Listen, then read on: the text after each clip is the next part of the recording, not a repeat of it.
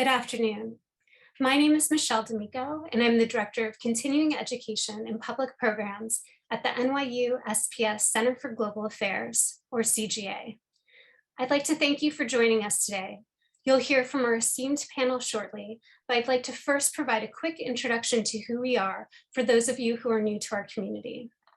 Since its founding, our goal at CGA has been to prepare global citizens to make a positive impact in the world. We do this through a variety of activities, including our 2 graduate programs, one in global affairs, and a recently launched MS in global security, conflict, and cybercrime. We also offer a wide variety of personal enrichment and professional enrichment courses in the areas of global affairs and fundraising, and this includes several professional certificates. And of course, we host free public events such as this that expand upon the critical issues and timely topics that we cover within our classrooms. We've reserved some time at the end of today's conversation for questions from the audience, so please submit your questions via the Q&A tool. And now I'd like to turn this over to Rick Levitt, adjunct faculty member here at the CGA. In addition to his teaching, Rick's experience includes politico-military affairs with the US Department of State, post-communist political and social development at the East-West Institute, and the Center for European Security Studies. Without further ado, I'm going to turn this over to Rick. The virtual floor is all yours. Thank you, Michelle. I usually get trotted out when the discussion is about the Cold War, so I'm a little out of area here today, but this whole event had its genesis in a conversation I was having with an old friend and graduate school classmate of mine, Joe Collins, who may be the smartest man to ever have donned U.S. Army uniform. Colonel Collins, as he was for many years, was a professor both at West Point and then the War College, and then retired and became Deputy Assistant Secretary of Defense for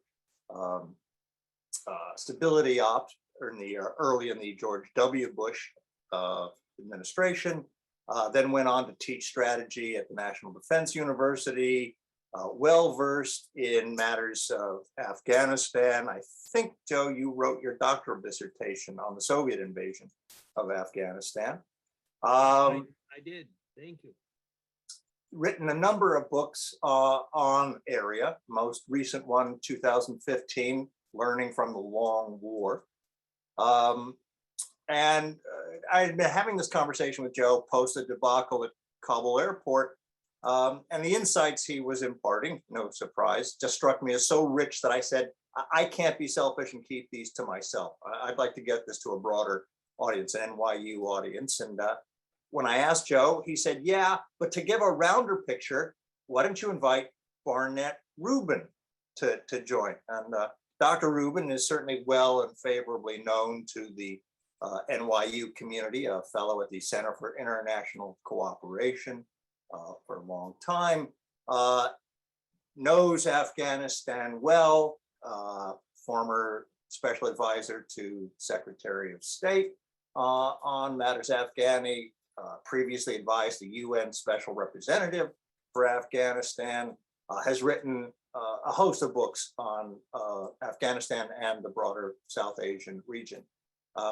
When I dangled Joe's name in front of Barney, he jumped at it. So when I turned to Michelle and said I had snagged these two, she had the inspired call to say, well, let's get as substantive moderator, our own clinical professor here, WP Sidhu, who, again, really knows the region very, very well. He himself, long time here at NYU, has also taught at the NATO Defense College, as an associate fellow at the Geneva Center for Security Policy,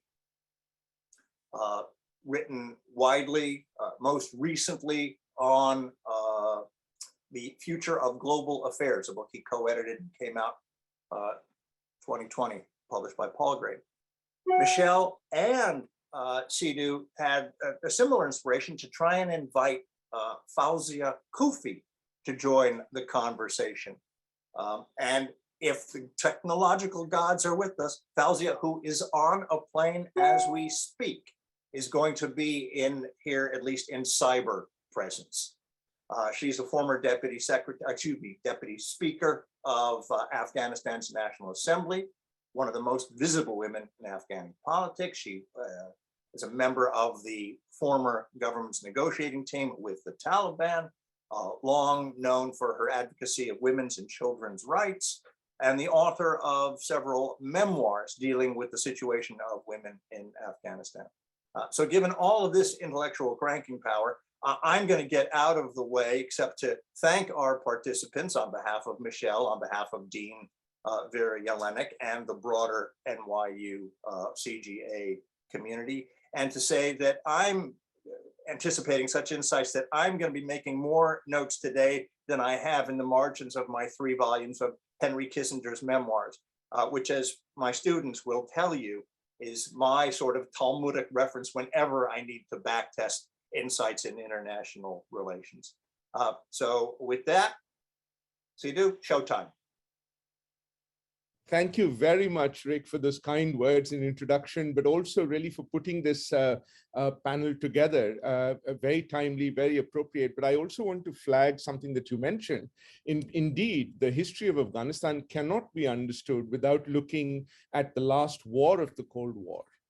Which in fact was in Afghanistan, perhaps, one of the old hot wars of the Cold War, which led to the demise of the Cold War. And here we are today in a very, very different world. So many, many thanks for setting that up. As Rick mentioned, a lot of things about Afghanistan are literally up for grabs and in the air. Including, by the way, one of our panelists. Fawzia Kufi, as you just heard, is literally on a flight from Paris bound for New York.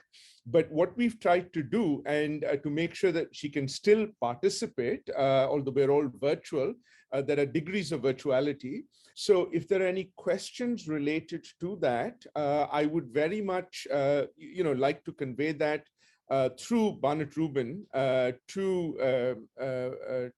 Dr. Kufi. So let me start with a question. Sidhu, Yeah. In order to get this off to a quicker start, I have already sent her a question. Okay. We're still having, I regret to say, she wants to answer by voice message and is having trouble sending the voice messages from the plane. We're trying to work that out. Okay. But she says if that doesn't work, she'll type it. But I asked her, on top of the Taliban restrictions, Afghans are now facing starvation, unemployment, and a general humanitarian disaster because of the freezing of assets and the cutoff of foreign aid, financial assets, that is.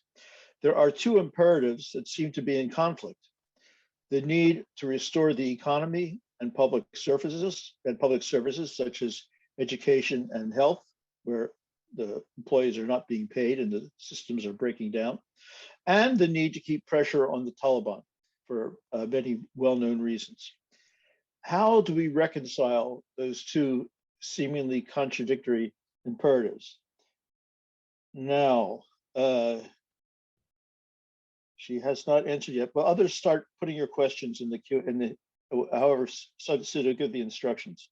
Yes, let me give you another question which has appeared, which I will share with you, which asks for Dr. Kufi to provide us with an honest insight of why the peace negotiations failed with the Taliban.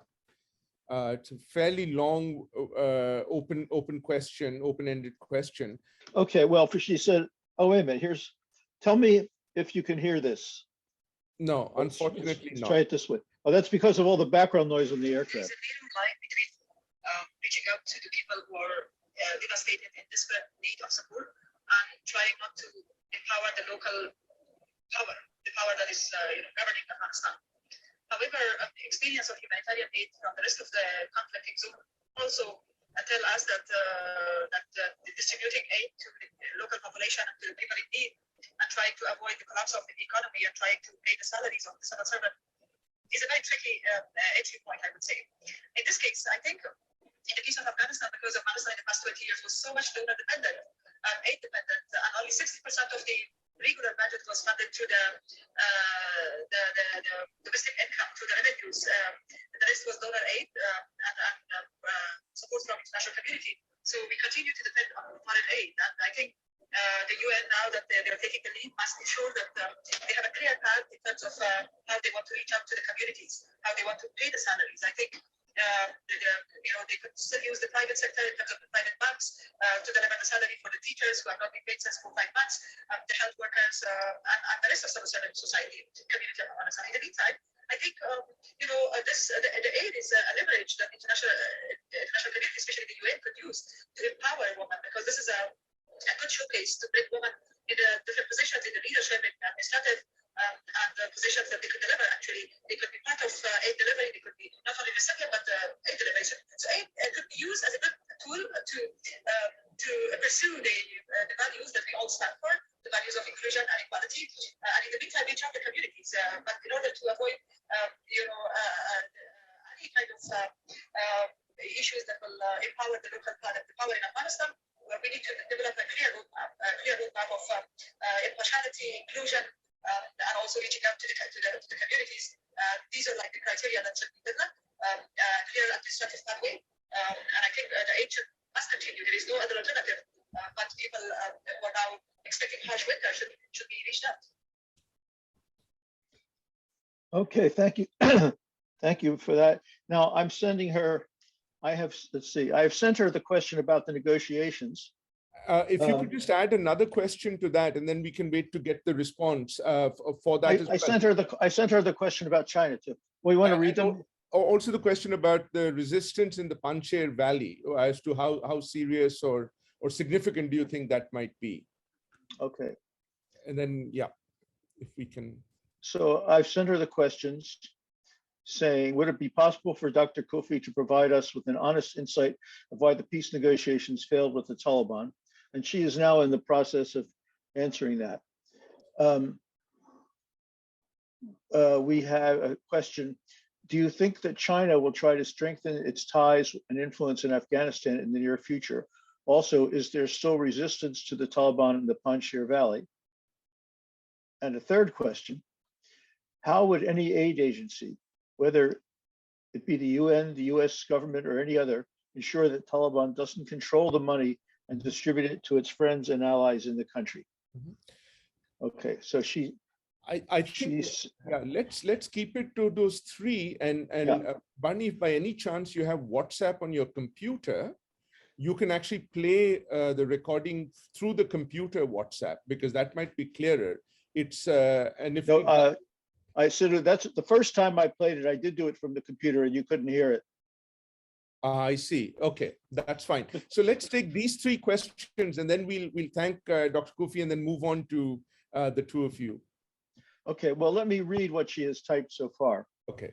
She said, "This is an answer to the question why the peace negotiations with the Taliban failed," which was a question from Mirwais Sadat, who I believe I know. She answers, the peace negotiation failed for the reasons below, from my point of view. The US negotiated and signed an agreement with the Taliban without the Afghan state and different political groups being part of it. So the Taliban already felt that the Afghan government was being replaced. That's as far as she's gotten so far. She's typing though.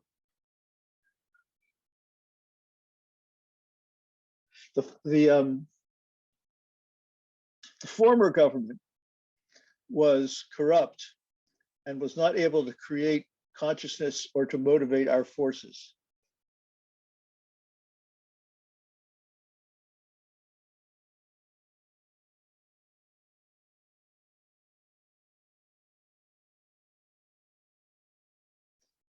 I have all this is all coming. Okay. And President Biden's management of the withdrawal were the major factors.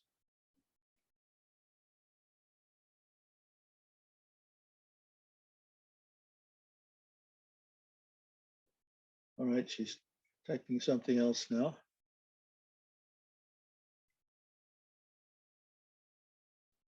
What I propose we do, in the interest of time, while she's typing in her questions, and to make this more interactive as well, let me perhaps turn to the two of you Oh, And then sure. as the questions come in, then we can, we can incorporate those as we sort of go along.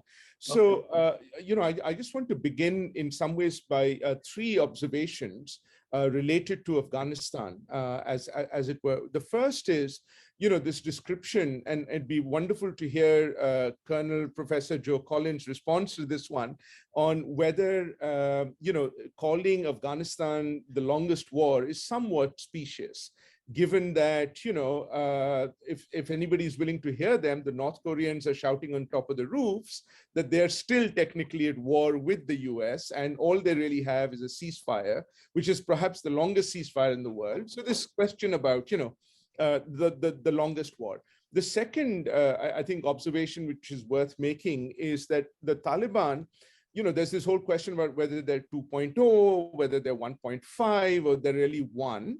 But one thing which is very clear is that Afghan society, particularly civil society groups, NGOs, women's groups, are really moving into the 3.0 generation in many ways. So, there is very much a disconnect there. And the third observation I think worth noting is, and yet, despite everything that we've heard, it would be fair to acknowledge that that the Taliban do actually have some element of popular support within the country as well.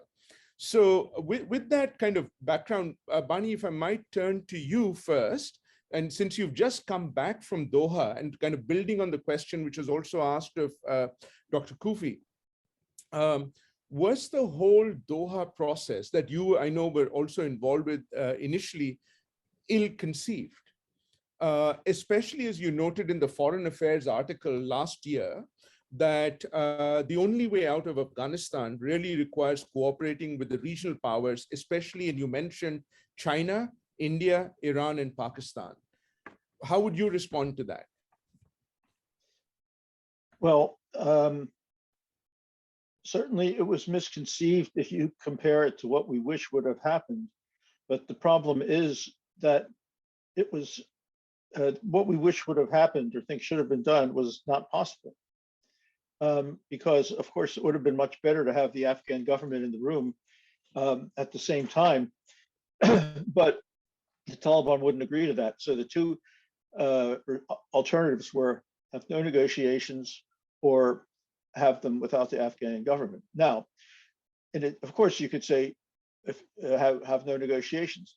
But what people have to take into account is that the U.S. withdrawal did not develop because did not come about because of the negotiations. The negotiations came about because President Trump had already decided to withdraw. And the negotiations were part of his strategy for managing the withdrawal.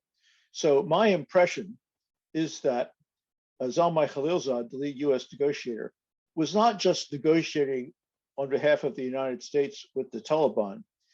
He was also negotiating in a way on behalf of himself and the State Department with the White House, trying to hold them off from pulling out the troops prematurely. But when he started, I remember hearing that he started in January 2019, and they said that he had till April to come up with an agreement because that's when elections were originally set. Then the elections were postponed, so his timeline was lengthened. But he never knew when something, they called it the tweet of Damocles, like the sword of Damocles in the legend, this is suspended by a string over someone's head.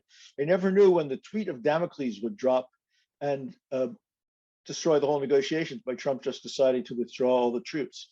So it was the best of a bad situation. And then bear in mind also that, of course, military victory would have been desirable, but a military victory was absolutely not possible. And waiting until we were in a better negotiation position was also not possible because we tried that for many years. And the longer we waited, the worse our negotiating position got until we got into that position. So it's, the decision to hold the negotiations that way was the result of a confluence of objective, very unfavorable circumstances. And that's why they were held that way, not out of preference for holding them that way. you talked about the military victory, and I'm going to turn to Joe Collins in just a minute about that. But I want to come back to you later on why was your suggestion in the Foreign Affairs article of engaging with the neighbors not sort of taken on more seriously? Obviously, there are the dimensions of the Iran US relationship, which is part of the problem. But why was China not involved, for example, in the others? But I'll come back to you to that in just a minute. Joe Collins, I wanted to turn to you on the military aspect of it. And again, do you in some ways think that the way the Afghan military was created was equally ill-conceived? And I'll sort of put this in two ways. Number one, is it in fact possible to create a military without nation building? Can you actually have a military which is independent of the nation where it's kind of operating? And second, and I'm being deliberately provocative here, and I apologize for that, but was it in some ways the wrong kind of military which was being created for Afghanistan, for the right country? I think the problem with the Afghan military was a significant factor, but there were others that were greater. I had to chuckle when Barney said that there was obviously no military solution to the problem. And I wish he had told the Taliban that, because all along, that's what they thought they were, that was their objective, their goal. And they pursued it. And beginning in the Trump administration, we began to help them by delegitimizing our own allies. But I think the key reasons why this tremendous failure and collapse and defeat took place was, first, the Afghan government. It never grew to be competent, and Fawzia said that it was not able to motivate the nation and the army, and I think that's a pretty good summary. The United States, we never really had an effective strategy, a plan to come together. Afghanistan never could get to the kind of priority that Iraq had for a few years. The US military screwed up terribly on a number of different things, one of which was frequent rotations, and another of which was not really understanding the problem. Logistically and tactically, I think the American military was terrific. Strategically, I think it was flawed, and I think it also gave bad advice to a couple of different presidents. Pakistani treachery, maybe I should have talked about that first, since it looms so large. I couldn't imagine that the Taliban, after 2000 and the end of 2001, that the Taliban would come back as a coherent, trained formation that got better and better at doing its job. Pakistan did that. They created the Taliban almost out of whole cloth. There was just a little bit of Afghan material, and 4 or 5 months later, good grief, they had attack helicopters. It was an amazing transformation. And then we also have to tip our hat militarily, at least, to Al Qaeda. It fit the situation, it fought, it had motivation. It took tremendous casualties along the way. And they pursued both kinetic military operations as well as psychological operations with great skill, particularly in the Trump and Biden eras. And the Afghan military fought very hard, particularly they carried the war from 2014 on. They suffered 66,000 dead soldiers and policemen, 66,000 dead soldiers and policemen. In the end, they stopped fighting, but that was only in the last inning. And why did they do that? They do that because the Taliban, very convincingly, were able to tell them, look, you've already been abandoned. I'll stop there. Thank you, and I think that's a very good point to stop at, because it raises this question about you've been abandoned, and I think one that we should come back to again, because it wasn't just the Afghan military which felt abandoned, but even a lot of the US allies. As you recall, you had Boris Johnson of the UK saying the reason we can't be in Afghanistan any longer is we don't have the US support. So, if a country like the UK, which is a member of NATO, far more well-equipped, notionally able to project power without any kind of other sort of support, also felt abandoned, it should not come as any surprise that the Afghan military sort of felt abandoned at that. And we'll come back to that in a little bit as well. But Mani, I want to turn to you and push a little bit on the failure of the regional interaction and cooperation that you talked about in the Foreign Affairs article, particularly given, the work that you've been doing, particularly with China and others, to have that kind of a conversation, or indeed the conference that Russia is now organizing with many of the same neighbors that you're talking about. Okay, well, Sidhu, I have Fauzia's answer to the question about aid. So you tell me when you want me to play that. I think we will come back to that later on. Yes, Yeah, okay, but we yeah. will So certainly take it on board. Yeah. Mm-hmm. Okay, well, first, let me just say about Pakistan, which is also relevant to the regional question. It's important to remember where Afghanistan is. Afghanistan is a landlocked country on the Asian continent. It's not part of the Indo-Pacific. It has no shore on the Indian Ocean or the Pacific Ocean.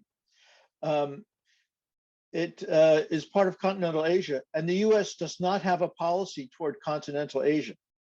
And with respect to Pakistan, you see, the only way that a country that is not contiguous to Afghanistan can have access, any access at all, to Afghanistan is through the cooperation of either Pakistan, Iran, or Russia and Central Asian countries.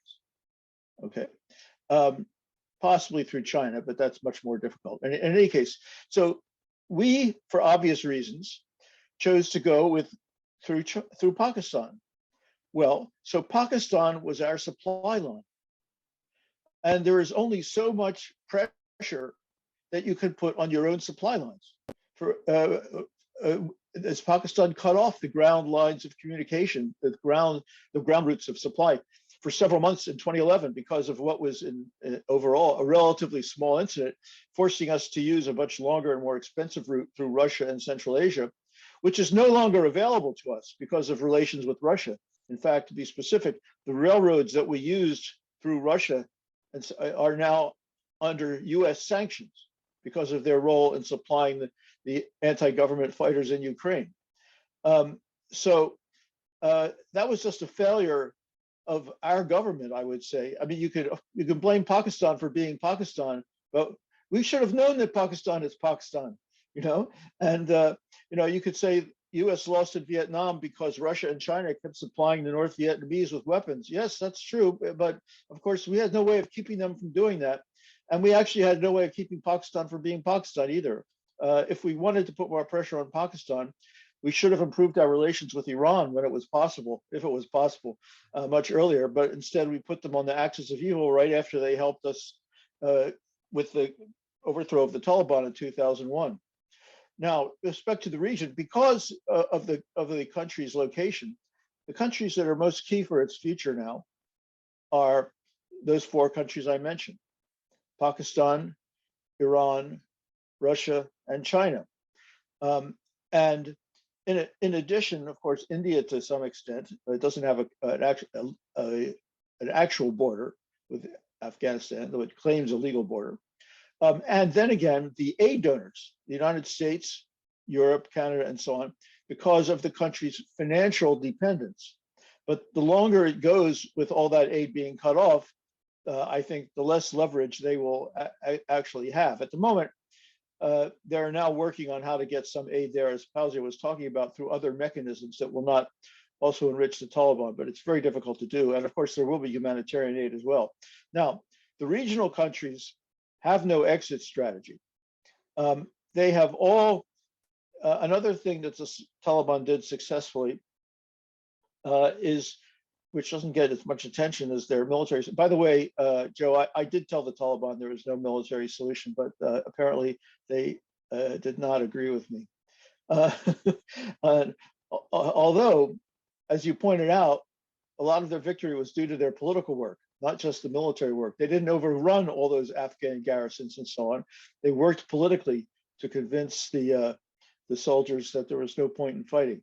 So there was Exactly relatively right. And part of the long history of the Afghan way of war.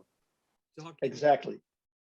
Unfortunately, the United States did not understand that, because I might mention in December 2001, the Taliban, in accord with the long history of the Afghan way of war, had accepted their defeat and offered to just go home to their villages if we would leave them alone. But we weren't going to leave them alone because we wanted to punish them for 9/11. And Secretary Rumsfeld rejected a truce that President Karzai had negotiated with them. That's another story. As far as the region is concerned, the Taliban has a successful diplomatic outreach to all those countries: Pakistan, Iran, China. Well, Pakistan, that was not diplomatic outreach, that was their home. But Iran, Russia, China, all of which had been quite solidly against them, and Central Asia, which, except for Turkmenistan, had also been quite solidly against them. It opened political talks with all of them and convinced them, finally, that they were not Al-Qaeda and that they were not going to be a threat to them. Which meant, you see, those countries all along were balancing two threats that they saw in Afghanistan: the threat of terrorism from Al-Qaeda and Taliban, and the threat of the United States. Because remember, given the state of relations of those countries with the United States, they all felt that the presence of US military forces on the Asian continent, where it had never had bases, and it only had bases on the Indo-Pacific, you see, which is why we concentrate on it, but never on the Asian continent, that they felt as a threat. And they were trying to balance those two threats. They wanted the United States to get rid of terrorism, but they did not want it to have a permanent place. As the Taliban reassured them about terrorism, they were more willing to put more emphasis on getting the United States to leave. Now, of course, the biggest threat that at least that those countries are now facing from Afghanistan is neither the United States nor the Taliban. It is the Islamic State, which has established a local branch. Well, I might say the greatest threat they're facing from Afghanistan is its complete economic breakdown, which will lead millions of people to flee across borders and cause chaos in general in ways that we can't predict. But the group that will mainly benefit from that chaos would be probably the Islamic State, whose branch in Afghanistan has really apparently increased its recruiting since the U.S. withdrew, since the Taliban government came into power, and which has also escalated their massacres of Shia, bombing them in their mosques every Friday, killing dozens and dozens of them at a time. And we can only, which is essentially, that's the same tactic and strategy that the Islamic State used in Iraq in order to create sectarian conflict and destabilize the government. So that, and certainly Islamic State in Afghanistan, maybe they have an ambition to attack the US homeland, I don't know. They don't have the capacity as of now, but they certainly have the capacity to work across Afghanistan's borders. After all, Iran is between Afghanistan and Iraq, which is their main home, and so on. So the neighbors are very concerned about that. So they are trying to still broker some kind of a political settlement. And from their point of view, I'll end with this, they have all said Pakistan is ambivalent. Pakistan would like to recognize the Taliban government, but it doesn't want to do it alone.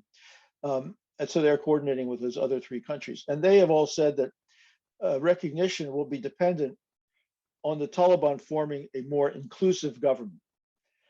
That is not, and also being more respectful of human rights. Now, that is not because Russia, Iran, and China believe in democracy and human rights, but it is because they believe that Afghanistan cannot be stable if a small, narrow group, whoever that may be, tries to rule it by itself. And the Taliban government looks very much like a small, narrow group, just from the Taliban itself.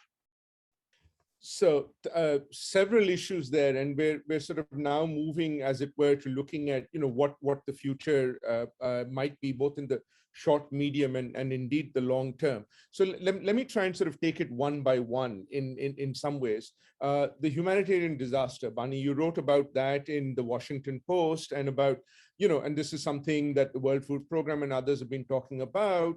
14 million, half the population of Afghanistan, facing hunger. 1 million are on the verge of starvation. 3.5 million internally displaced people. A major sort of crisis. Now, we also heard, and this is, to both you and Joe Collins, we also heard the statements of the Biden administration saying, well, we have stopped engaging militarily, but we will engage in other ways. Do you see evidence of that? Do you see evidence of the Biden administration continuing to engage with Afghanistan in this immediate concern that we've heard about humanitarian assistance as well? And here, perhaps you could also bring in Dr. Kufi's response on the aid front. And while you're pondering that question, let me also pose it to all of our audience. If there are other questions for Dr. Kufi, please just send them along, and then she could perhaps send text responses as we carry on. So let me turn that over, those two, about the humanitarian crisis which is facing Afghanistan right now. Who'd like to take that question? Well, I was just in Doha while this engagement was going on, so let me talk about that. I was in Doha for 5 days last week. And during the time I was there were two international meetings. The foreign minister of the Taliban government, Amir Khan Muttaqi, came with a delegation. And he met first bilaterally with a US delegation. Now, the US delegation was not headed by someone from the State Department, Salman Khalilzad or anyone else. It was headed by David Cohen, the deputy director of the CIA. And I understand from the Americans that that was a deliberate choice in order to impress upon the Taliban that the first item on the agenda was counterterrorism, and that they're dealing satisfactorily with the various terrorist groups in Afghanistan was a condition for other sorts of engagement. However, they also discussed with them the means of supplying humanitarian aid through various mechanisms that would not go directly to their government. That was then followed by another meeting of the United States, Europe, and Canada, the so-called like-minded group, with the same Taliban delegation. And that was devoted largely to women's rights and also to humanitarian assistance, which are closely linked, because you cannot deliver humanitarian assistance without having access to a country's women, and actually without the women participating in its delivery as well. Now, maybe on this point, maybe should I play Fauzia's answer? I hope we can hear it. We can try. We can certainly try on that as well. Okay, if you can't hear it, we can just stop this experiment. But here we go.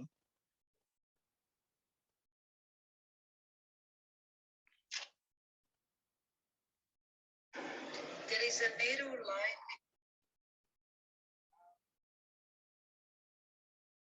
Sorry, the technical glitch here is my fingers, not. Reaching out to the people who are devastated in desperate need of support, and trying not to empower the local power, the power that is governing Afghanistan. However, the experience of humanitarian aid from the rest of the conflicting zone also tell us that distributing aid to the local population and to the people in need, and trying to avoid the collapse of the economy and trying to pay the salaries of the civil servant is a very tricky entry point, I would say. In this case, I think in the case of Afghanistan, because Afghanistan in the past 20 years was so much donor dependent and aid dependent, and only 60% of the regular budget was funded through the domestic income, through the revenues. The rest was donor aid and support from international community. So we continue to depend on foreign aid, and I think the UN, now that they are taking the lead, must ensure that they have a clear path in terms of how they want to reach out to the communities, how they want to pay the salaries. I think They could still use the private sector in terms of private banks to deliver the salary for the teachers who have not been paid since 4 or 5 months, the health workers, and the rest of civil servant society, the community of Afghanistan. In the meantime, I think the aim is a leverage that international community, especially the UN, could use to empower women, because this is a good showcase to bring women in the different positions in the leadership and administrative and positions that they could deliver. Actually, they could be part of aid delivery. They could be not only recipient but aid delivery. So aid could be used as a good tool to pursue the values that we all stand for, the values of inclusion and equality. And in the meantime, reach out the communities. But in order to avoid, any kind of issues that will empower the local part of the power in Afghanistan, where we need to develop a clear roadmap of impartiality, inclusion, and also reaching out to the communities. These are like the criteria that should be developed, clear administrative pathway, and I think the aid must continue. There is no other alternative, but people who are now expecting harsh winter should be reached out. Okay, could you hear that? Yes, I think mostly we got that, but it does raise a couple of questions about the assumption that the Taliban would be willing to, accept that kind of an arrangement where they're willing to moderate their behavior. And it also assumes that, the Taliban may not have other options or solutions to this, including, as you mentioned, the role of China. And that's something that I want to turn to both Joe Collins to you, as well as Bani Rubin to you, on what do you think the kind of role China might play in a post-Taliban Afghanistan and in the foreseeable future? Perhaps Joe, if you'd like to begin with that. I think the Taliban obviously would love to adopt China as a sponsor. There are some problems there. The Taliban even pushed away their once friendship with Uyghur resistance groups in order to encourage the Chinese to get more involved and with investments and whatever. China, I think, is interested in becoming more involved, but China is also very security sensitive on operations in the developing world. I remember a few years back, they walked away from a huge project in Baluchistan because they were very dissatisfied with the protection being provided by the Pakistani government. When you see things like, ISIS-K using Uyghur bombers to blow up Shia mosques, that's going to inhibit, I think, Chinese participation. But I think that in the long run, China has significant economic interests already in Afghanistan, and that it will do its best, if it's able. But there are many, many different sources of resistance to the Taliban that are out there. ISIS-K, much stronger. I can remember in the last 3 or 4 years hearing 4 or 5 times that ISIS-K was on death's door and that it was being totally eliminated.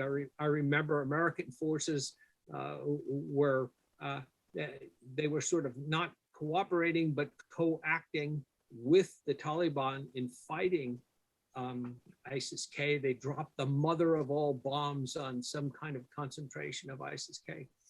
But ISIS-K seems to have a lot of a lot of interest right now and a lot of skill. The Taliban at one point were among the greatest persecutors of the Shia minority of any other nation in the world. And now ISIS-K is doing that inside of Afghanistan, but going after these so-called heretics, they have to know is also popular among some of the fringe, at least in the Taliban. A very, very tough situation, and it's going to take years to settle out. I sincerely doubt that the Chinese are thinking about sending some kind of peacekeeping force or will do that in the future, because they have a very good calculation of ends, ways, and means, their priorities. And if Afghan can be a center of profit, that'll be one thing, but they're not going to shed blood to get it. And so it's a tough situation. Thank you for that. Barney, would you agree with that? Would you agree that China is only going to continue with checkbook diplomacy and investments, but not really try to follow it up by some kind of military security for its investments there, either directly or perhaps through things like the Shanghai Cooperation Organization, which, as you know, has a large counterterrorism kind of mandate as well? The Chinese are not engaging in much checkbook diplomacy or investment in Afghanistan either. They have given the Taliban $31 million, which is to say less than $1 per person in Afghanistan. And they have halted all of their investment projects years ago because of security. And China is even slowing down its involvement with Pakistan, its best friend, and its largest recipient of investment.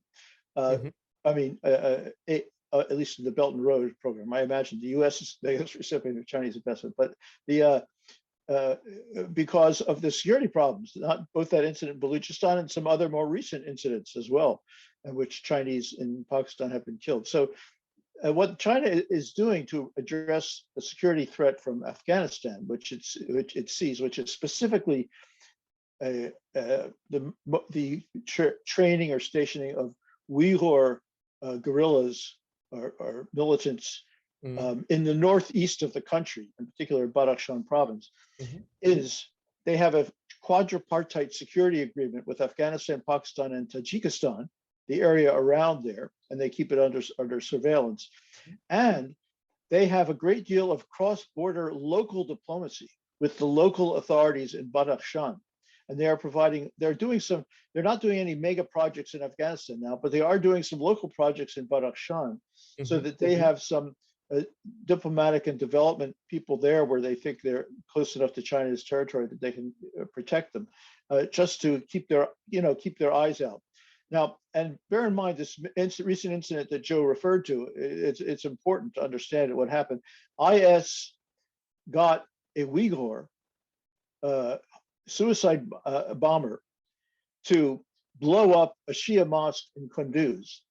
Then it played a video of that suicide bomber before he committed suicide, in which he said that the reason they were doing that is that the Taliban had sold out the Muslims to China, which is an anti-Muslim power. So if the Chinese are, if the Islamic State is blowing up Afghan Shia because it wants to attack China, imagine what it would do to Chinese there. So certainly that is a strong disincentive to putting any further Chinese on the ground. Based on everything that we're hearing until now, so if the US is out, China's not getting in, either through checkbook or military ways, the Russians are not. Iran is in a similar situation. Pakistan is sui generis, and I'll keep that aside for a minute. Who then is engaging or dealing with Afghanistan, and in what way? It seems like, as we heard from Dr. Kufi, only the UN. and again, there are kind of limitations even as to what the UN can do, or what can the UN do. How do we think about engagement with Afghanistan, both at the regional as well as at the national or the domestic level as well, both in terms of security, but also in terms of of the economic and social well-being of the country. And I will turn to question and answers in about a couple of minutes after this round of responses. Who'd like to begin? Barney, if you want to go first. Yeah, well, actually, the United States, the fact that the United States is kind of been inactive on this since the withdrawal and the change of the Taliban takeover does not mean nothing's going on. The and in fact, it's part of a bigger picture, which is we have to get used to, which is the United States is not leading on everything. Especially in this region, where to which it has no access without the other countries that surround Afghanistan. And the US has been preoccupied with the evacuation and the withdrawal as well. However, while that was going on, as you mentioned, Russia, which had its own peace process for Afghanistan, which people have now forgotten, the Moscow process, is reconvening the Moscow process, which is now the only remaining peace process for Afghanistan in Moscow this Wednesday, in 2 days on Wednesday, which will be an international meeting that I understand the US is participating in, and will include the Taliban and perhaps other Afghans as well, I don't know. But in other words, people are not going to go into it and get involved directly in Afghanistan with the situation as it is. But Russia, together with China, really, is trying to orchestrate a political settlement. And contrary as it is to our to American usual thinking about Russia, China, Pakistan, Iran, and so on, it would actually be in our interest if they were to succeed, because bear in mind that stability in Afghanistan would have instability in Afghanistan, which is a very mild term for what would happen there. I mean, it would be violence that would be as bad or worse than Syria. I don't know how you can just call it instability. We would have, even if their results are unpredictable, they undoubtedly would be very negative for everybody, including the United States, although first of all, for Afghans. So this is a process which deserves our support. As far as the UN is concerned, the UN is taking the lead in the humanitarian action, but the UN, and of course the UN, the special representative of the Secretary General, is on the ground in Kabul now talking to the Taliban. But the UN has very little mandate for a political settlement now. And actually, for reasons I don't fully understand, China and Russia do not want the UN to be involved. The UN is not invited to this conference in Moscow, I think because they have concluded that Secretary General Guterres is too close to the United States. Joe Collins, any responses on that, particularly in the immediate, prospects of security in Afghanistan, the neighbors, and also global actors? How would the US feel about the Russians providing that kind of security? I say if Russia and China are going to work for a more representative, wider government and human rights, I'll be shocked. But I say we don't resist any of that. I mean, we're still focused, the United States is still focused on the issue of evacuating American citizens and people with visas, thousands of which were left behind. Again, in part because of things that were done back in the Trump administration to make the special immigrant visa application process be incredibly difficult. But I would support that. Also support greater UN activity. United Nations could easily become the funnel for all of this aid money that's sort of hanging around in the wings and avoiding the Taliban government. In the meantime, also, the Taliban are going to have to, as they say in the Catholic Church, they're going to have to examine their conscience. You cannot have an inclusive government, 4 or 5 people who are designated terrorists, both by the United States and the United Nations. Mhm. Right, As far as I'm concerned, right. placing Siraj Haqqani as the Interior Minister, that's something that if it and all of his acolytes in the cabinet and sub-cabinet, Mhm. That's something that really needs to be addressed at the highest level. And all of the people who seem to be among the most reasonable of the Taliban seem to have really been pushed aside In this, yeah. Mhm. in terms of radicals. Barney knows Right. the players and their games better than probably anybody in the United States. So maybe he should comment on the composition of the Taliban government. But that's a tremendous obstacle Right. to any kind of normalization. Yeah. You really need to have some kind of normalization to avoid humanitarian disaster. And I'll now take a cue and turn to the questions, because some of the questions precisely start to deal with this. So one of the questions is, will the Taliban be more inclined to receive international help due to the threat of ISIS-K in the region? Would that be a moderating factor? Well, should I comment on that? Well, Yes. first, let me say something just about, I actually had some discussion with members of the foreign minister of the Taliban's delegation in Doha about the composition of the government. And I can say that the people who were involved in negotiations in Doha, the core Kandahari, that is southern Afghan constituency of the Taliban, feel that the government was actually a coup against them, which they suspect was orchestrated by Pakistan to put the Haqqanis in power. Because it's not that there are 5 people with sanctions against them in the government. There are 14 people with sanctions against them in the government, but there are 5 members of the Haqqani family in the government. So talk about non-inclusive, 5 members of one family. And they're all from Eastern Afghanistan. And so I picked up very strong. I'm not predicting their breakup, because every time people do that, they've been proven wrong. But they can withstand that. But there's very strong dissent in the Taliban right now over the way this government has been formed and the role of Pakistan in doing so. Which, by the way, you mentioned, have the Taliban changed? The answer is, of course, they've changed. But people somehow, when they say have the Taliban changed, what they seem to be really asking is, have the Taliban become liberal Democrats? And the answer to that is no. But there are many ways that you can change without becoming a liberal Democrat. And they've become much more sophisticated. And also, all of them are not the same. The fighters and diplomats have different outlooks, and so on. So I see that there are, in fact, a lot of Taliban behavior, official Taliban behavior, is explained by the fact that the leadership, the main motivation of the leadership is to avoid creating more divisions in the ranks.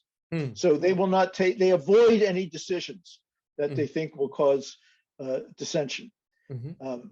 Now, your question, sorry, what was the question I was supposed to be answering that I'm not answering? No, the question really was about, will the Taliban be more inclined to receive international help because of ISIS-K? But you have actually answered a couple more questions which are there. One was, is the Taliban one or multiple voices? And whether, who are the more surprising members of the Taliban support base? So those have been addressed. But will the Taliban be more inclined now to receive international aid and sort of mellow their stance, as it were, given the threat that they're facing from ISIS Khorasan? Well, I think what they see is, they look at it a little differently.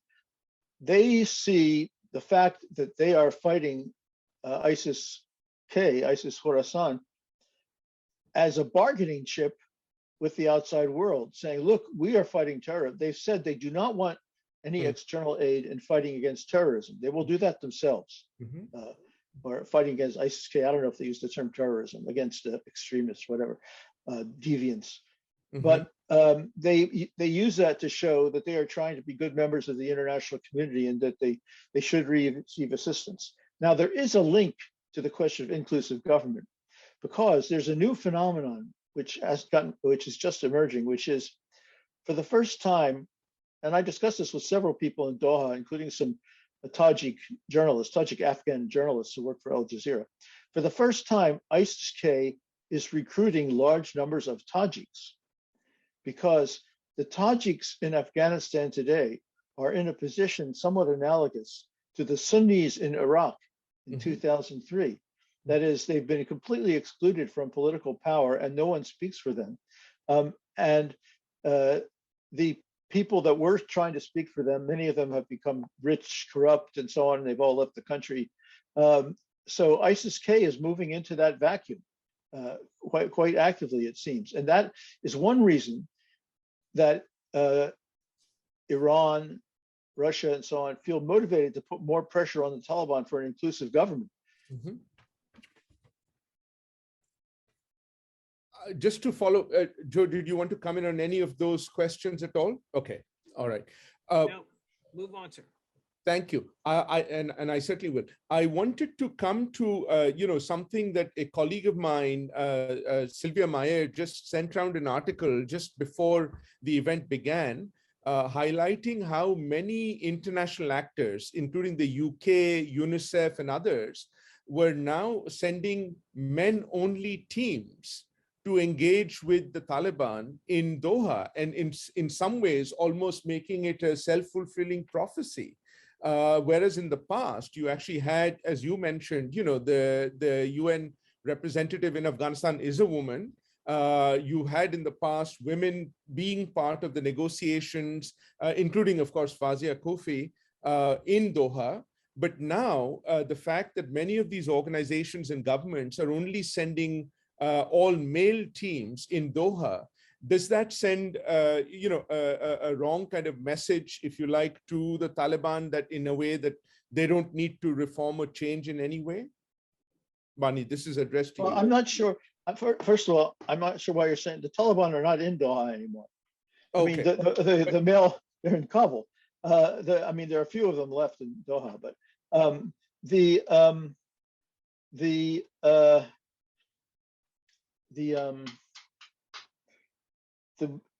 case of the all-male delegation that I'm most familiar with was WHO, the World Health Organization, sent an all-male delegation to Kabul, which of course is incomprehensible given the important role that women play in the healthcare system, both as providers and as recipients. And there's a huge problem with maternal mortality and infant mortality in Afghanistan.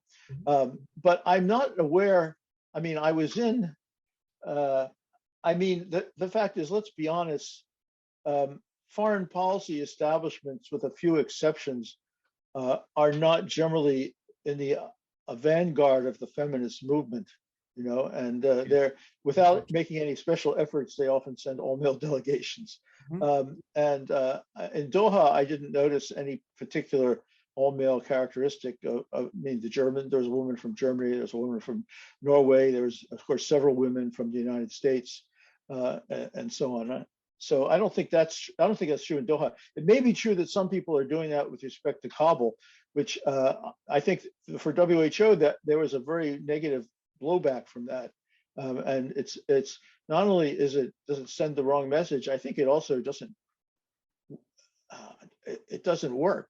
I mean, the Taliban accept dealing with international women who are in positions of authority. They're even being interviewed on Tulu television by women news presenters at the moment. Yeah. So they have adjusted to certain changes in the modern world, even if they do not permit them themselves. No, indeed, even before they came into Kabul, certainly that was what was happening in Doha. There was interaction, of course, with women delegations in the negotiations.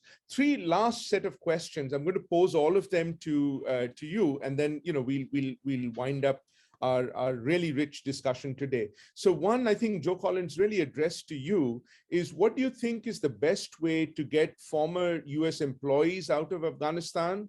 And essentially, and how would such personnel who either don't have identification or had to destroy it provide such information to the Taliban government in order to qualify for evacuations without being targeted? So that's one sort of set of questions. The other one, perhaps, Barney, to you is, could you talk a little bit about the various Afghan refugee communities within Pakistan, Indonesia, and others? Are any refugee host sites successfully providing for people on site and successfully moving them to more stable situations? What is going right? What is going wrong in refugee camps? And of course, Pakistan is included there as well. And then the last question I think we'll pose is, what kind of precedents is the international community and the US setting for other terrorist groups if they kind of have this kind of a relationship with the Taliban? So 3 sets of questions there. Perhaps, Joe Collins, we can begin with you on this one, and then Bani, you can take on the others. I'm a little off on the Afghan refugees, but it would be great and great for the Taliban's government if they would open the gates of immigration for people who worked for the United States or the coalition. And in fact, they could utilize 2 people who remarkably are still helping them indirectly at the, and that's former President Karzai and former Chief Executive and Minister of Foreign Affairs, Abdullah. If they could get involved in that, I think that would be very, very helpful. And they would have to let a lot of talented Afghans go. They said that they didn't want it. In fact, in certain places, these people are being hunted and being jailed, beaten, or even worse. So I think that could be very, very good. Thank you. And Bani, the two sets of questions, one about the refugees in other communities in other countries. And then, will apart from the humanitarian issue, the treatment, how the approach to the Taliban government, how will that be determine, relations with other terrorist groups? Well, first, I think, of course, there are Afghan refugee communities in so many different places. But let me just say the 2 largest ones and the ones that are the countries of first refuge for Afghans are in Pakistan and Iran. And I just emphasize that the situation in Pakistan and Iran vis-a-vis Afghan refugees is now totally different than what it was in the 1980s. In the 1980s, both Pakistan and Iran viewed Afghan refugees in a way as strategic assets that they could use against the Soviet Union in Afghanistan and to fight the war. And now both Pakistan and Iran are actively engaged in trying to send their Afghan refugees back. And their unwillingness to receive more refugees has been one of their motivations for trying to get a political settlement. The options that Afghans have are much more constricted. And the same is true in Europe. There's no one like Angela Merkel in Europe today who paid a pretty stiff political price for allowing so many Syrian, Afghan, and Iraqi refugees in when was it, 2015 or so, 2016. And now there are much more restrictive rules in Europe regarding refugees. So the situation is generally less hospitable to refugees. As far as other terrorist groups, look, perhaps I'm sure that my view is a little bit out of sync, but I don't think it's useful to classify groups into terrorist and non-terrorist. There are political groups that use violence, and states use violence too, by the way. They use violence in different ways, and that's not how they use violence is not their identity. Their identity is what are their political objectives and so on. And the fact is, the Taliban had political objectives that were negotiable. That is, they wanted to be a part of or all of the government of Afghanistan and to run it in a certain way. Well, we might very much oppose the way they want to run Afghanistan, but a political organization running a government, including in ways the United States opposes, is something that happens all the time in the international community. Al Qaeda has and the Islamic State, however, have the goal of overturning the international order and setting up a pan-Islamic caliphate and so on. And there's no way that we can negotiate with that within the framework. So it hasn't, even if they were making their demands peacefully, we couldn't negotiate with them because there's nothing negotiable about such demands. So I think that the most important issue is the politics of the groups rather than whether they use violence or even if they use violence in an illegitimate way. That's a good place to stop on. And it really just remains for me then to thank our terrific panel, starting with Fazia Kufi, who is not here virtually, but in the air, but was able to sort of join us. Joe Collins, thank you so much for that as well, and your insights both into the military dimensions and also looking forward, including on China. And Bani Rubin, thank you very much again for all of your insights, starting with your on the site report from Doha into what's likely to happen in the coming days, weeks, and months. We will continue to engage with this particular session. And last but not the least, of course, to Rick Levitt for bringing and sort of putting all of this together. And thank you everyone for joining and participating, for your questions. Rest assured, this is not going to be the last event or session that we have on this topic and issue. Thank you very much.